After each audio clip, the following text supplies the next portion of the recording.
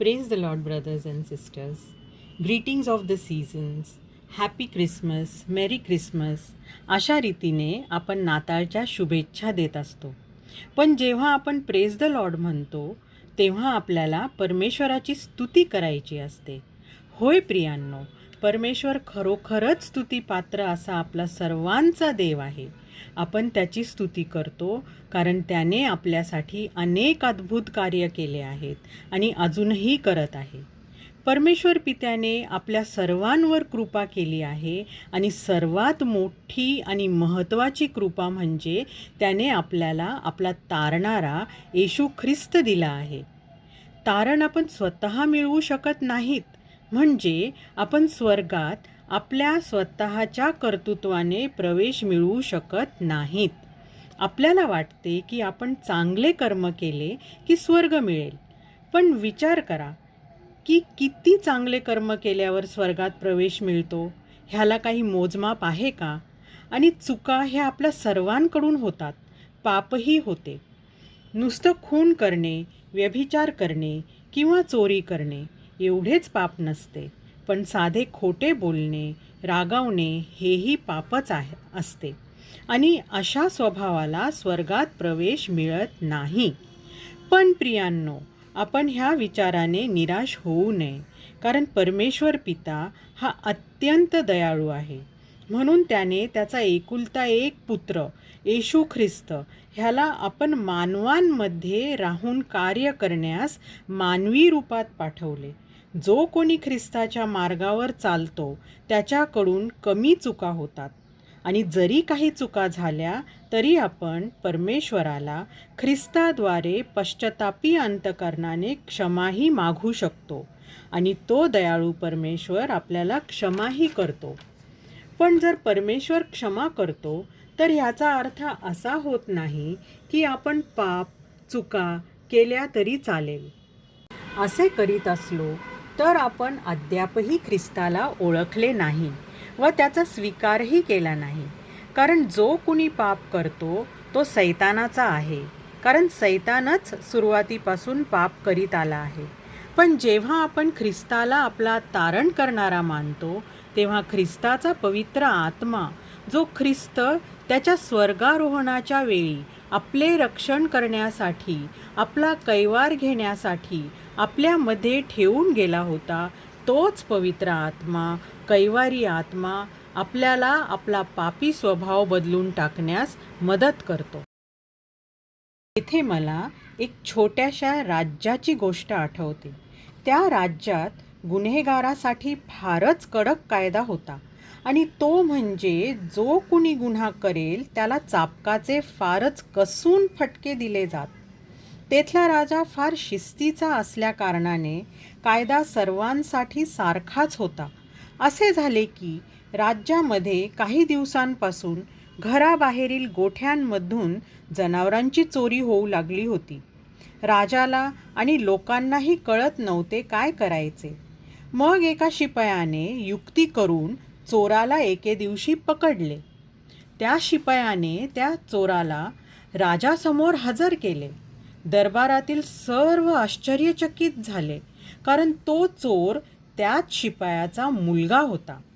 शिपायाने राजाला त्याच्या मुलाला फटके देण्याची विनंती केली व म्हटले, माझा मुलगा जरी असला तरीही ह्याला एका चोराप्रमाणेच शिक्षा झाली पाहिजे. येथे आपल्याला त्या शिपायातील कडक शिस्तीचा बाप दिसतो. पण ज्या वेळेस त्या मुलाला फटके मारण्यास चाबूक उचलला आणि पहिला फटका मुलाच्या पाठीवर पडणार इतक्यात त्या मुलाचा बाप म्हणजे तो शिपाई त्याच्या मुलावर ओनवा पडला आणि त्याने सर्व फटके आपल्या पाठीवर घेतले. येथे आपल्याला त्या शिपायातील प्रेमळ पिता दृष्टीस पडतो. मुलालाही आपल्या पित्याची चाबकाने सोलून निघालेली पाठ पाहून फार वाईट वाटले व तो पश्चातापाने ओक्साबोक्शी रडू लागला. त्याच्या अंतकरणात खरोखर पश्चातापाची भावना जागृत झाली आणि त्याने पक्का निश्चय केला की इथून पुढे आपण चांगलेच वागायचे. असेच प्रभू येशूलाही तुमच्या माझ्या गुन्ह्यासाठी वधस्तंभावर खिळण्याआधी मोठ्या क्रूरतेने रक्तबंबाळ होईपर्यंत फटके दिले गेले. पण काय आपले अंतःकरण आज त्या शिपायाच्या मुलासारखे पश्चातापी झाले आहे का? दरवर्षी डिसेंबर महिन्याच्या 25 तारखेला आपण मोठ्या उत्साहाने नाताळ साजरा करतो, कारण आपण प्रभू येशूचा जन्मदिवस साजरा करत असतो. तसे पाहिले तर येशू ख्रिस्त हा सृष्टीच्या सुरुवातीपासूनच अस्तित्वात होता, कारण तोच आदी आणि अंत, अल्फा आणि ओमेगा आहे. परमेश्वराने आपल्यावर एवढी दया केली की त्याने आपल्या पापक्षमेसाठी त्याचा एकुलता एक पुत्र पृथ्वीवर पाठवला. आपल्याला प्रश्न पडतो की येशूद्वारेच आपल्या पापांची क्षमा कशी होते? तर पूर्वीच्या काळी मानवांनी काही पाप केले तर ते निर्दोष प्राण्याचे अर्पण, बळी देवाला करीत, म्हणजे आपले पाप त्या प्राण्यावर लादून त्याचा मंदिरात देवाच्या वेदीसमोर बळी देत असत. तसेच येशूही आपल्या पूर्ण मानवजातीचे पाप स्वतःवर लादले, स्वतःवर घेतले. येशू हा निर्दोष होता, त्याच्या ठायी काही पाप नव्हते. पण आपल्या पापांपासून मुक्ती मिळावी, सुटकारा मिळावा आणि पर्यायाने स्वर्गीय राज्य मिळावे म्हणून दोषविरहित येशूने आपल्यासाठी स्वतःच्या प्राणाचे तारण ठेवले, स्वतःचा बळी दिला, स्वतःचे पवित्र रक्त आपण पापी अशा मानवांसाठी क्रूस खांबावर वाहिले. येथे मला आणखीन एक छोटीशी गोष्ट आठवते आणि ती म्हणजे एका ख्रिस्ती सेवकाची. तो ख्रिस्ती सेवक सेवा कार्यासाठी एका गावात जातो आणि येशू ख्रिस्ताचा संदेश गावकऱ्यांपर्यंत पोहोचवतो. अनेक जण संदेश ऐकतात, पाप क्षमेबद्दल, नव्याने जन्म घेण्याबद्दल, स्वर्ग, तारण प्राप्ती ह्याबद्दलही ऐकतात. जाता जाता तो ख्रिस्ती सेवक गावकऱ्यांना सांगतो की कोणाला आपल्या पापापासून मुक्ती मिळून ख्रिस्तामध्ये नवीन जन्म घेण्याची इच्छा असेल तर त्याने पुढील रविवारी गावाच्या मध्यभागी असलेल्या मोठ्या विहिरीकडे यावे. पुढच्या रविवारासाठी अनेक जण आतुर असतात, नवीन जन्म घेण्यासाठी नाही, तर हे बघण्यासाठी की रविवारी विहिरीवर काय घडते. रविवारची सकाळ उजाडते आणि मोठ्या संख्येने लोक विहिरीकडे जाऊ लागतात.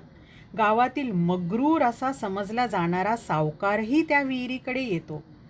त्या सावकाराचे वैशिष्ट्य म्हणजे गावकऱ्याचे गहाण ठेवलेले कागदपत्र सदैव आपल्याजवळ एका थैलीत बाळगत असे. इकडे ख्रिस्ती सेवक विहिरीत उतरून लोकांना ख्रिस्तात नवीन जन्म घेण्यास निमंत्रण देतो. गावकऱ्यांपैकी कुणीही पुढे जाण्यास धजत नाही, कारण प्रत्येकाला हेच दाखवायचे असते की आपण कसे शुद्ध आहोत, आपण कसे पुण्यवान आहोत. पण तो सावकार आपली कागदपत्राची थैली घेऊन विहिरीत उतरतो.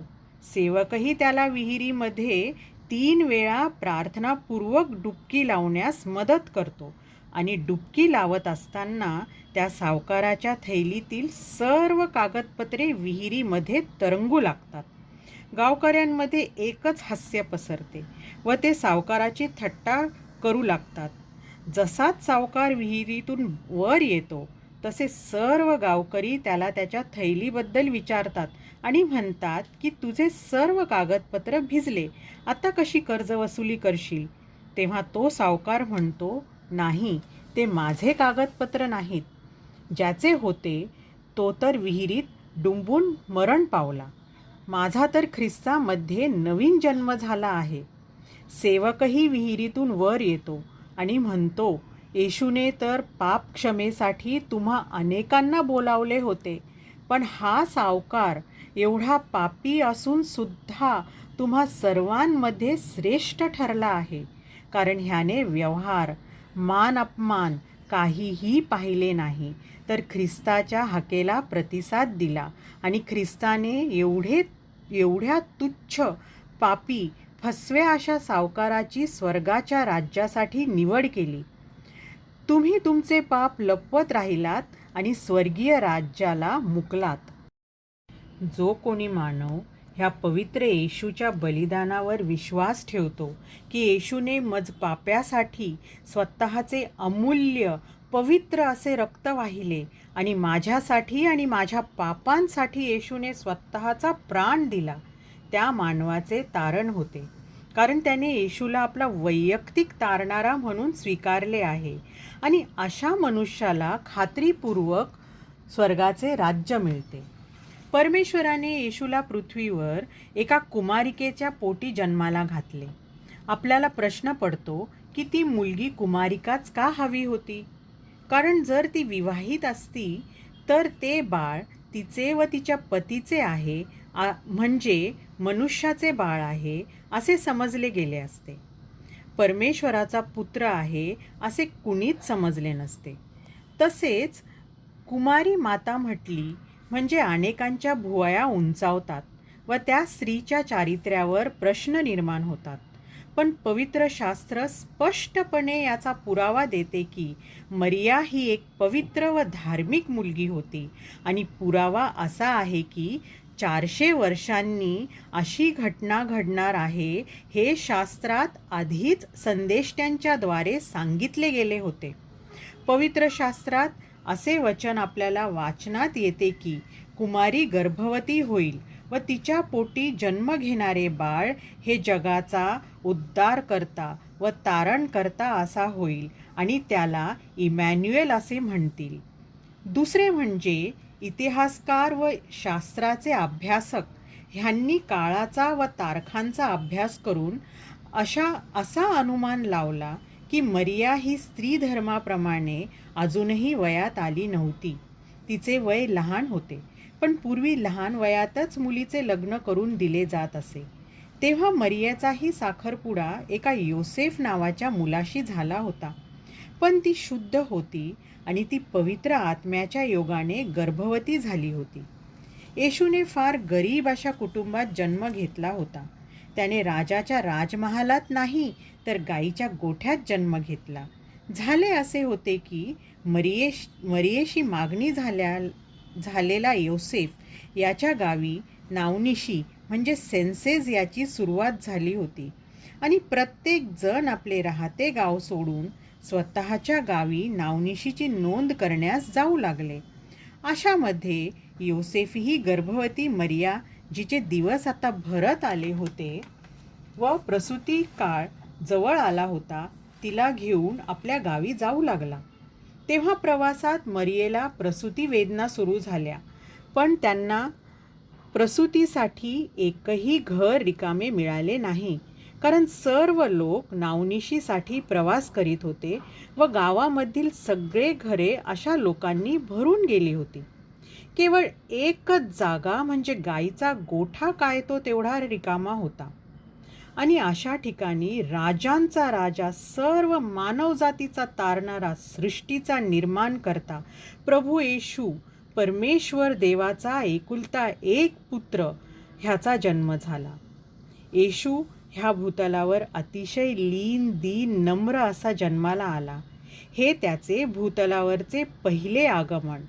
पण जेव्हा तो दुसऱ्यांदा ह्या भूतलावर पुन्हा येईल तेव्हा तो घोड्यावर स्वार, ढगांच्या रथात मोठ्या राजवैभवाने राजाधिराज बनून येईल व न्यायनिवाडा करणारा न्यायाधीश असणार आहे. तेव्हा प्रियांनो, आपण जसे ह्या दिवसांमध्ये जगभर ख्रिसमसचा उत्साह मोठ्या आनंदाने, जल्लोषाने साजरी करतो, तसाच त्याच्या दुसऱ्या येण्याचाही उत्सव मोठ्या आनंदाने, अभिमानाने आपण साजरा केला पाहिजे आणि विश्वास बाळगला पाहिजे की तो जेव्हा राजा बनून येईल तेव्हा तो आपली आठवण ठेवून आपल्याला त्याच्याबरोबर स्वर्गीय राज्यात नेईल व सदा सर्वकाळसाठी सार्वकालिक जीवन देईल. तर प्रिय बंधू भगिनींनो, आपण ह्याच आशेने ख्रिसमस साजरा करू आणि येशू हा आपला तारणारा आणि रक्षणकर्ता आहे असे समजू. Have a blessed and joyful Christmas season, for Jesus is the reason of the season. Shalom. Peace be upon you.